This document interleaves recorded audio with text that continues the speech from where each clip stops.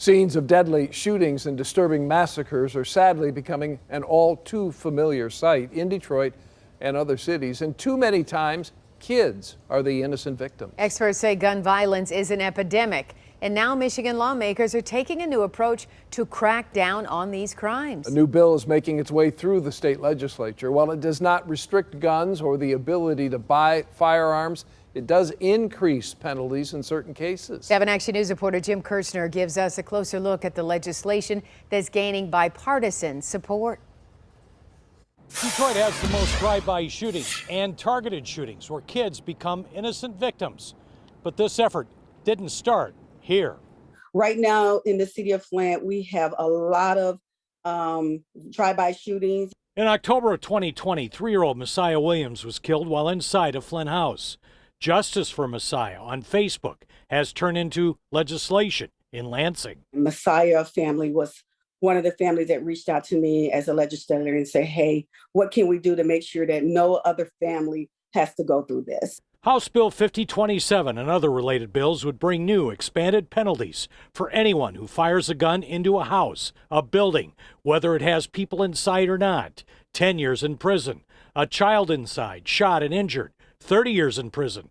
A child inside, shot and seriously impaired. 40 years in prison.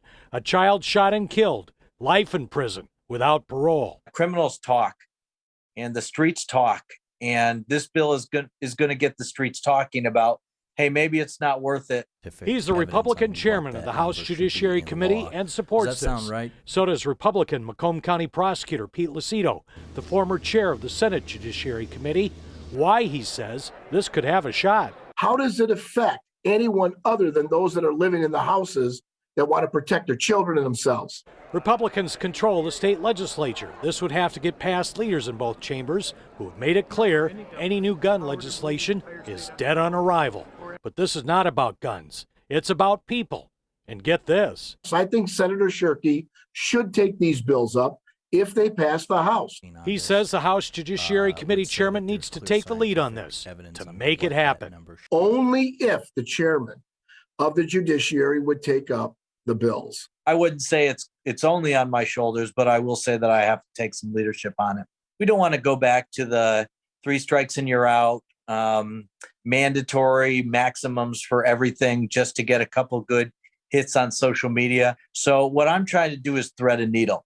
I'm trying to do something that supports the public health and safety, and at the same time does raise penalties on these really, really bad actors.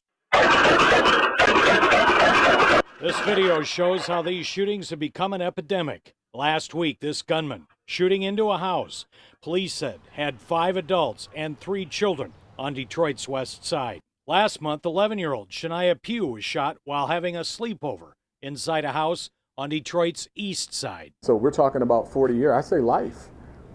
Because if that's how you value that child's life, then you don't value your own. You shouldn't be on the street. This is a great example of both Republicans and Dems working together to try to solve, or at least affect for the better, a difficult problem.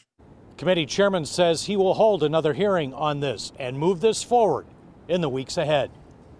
In Detroit, Jim Kirchner, 7 Action News. All right, Jim, thank you as always. We'll continue to follow that legislation as it makes its way through the state capitol. You can get a closer look at those bills on our website right now, WXYZ.com.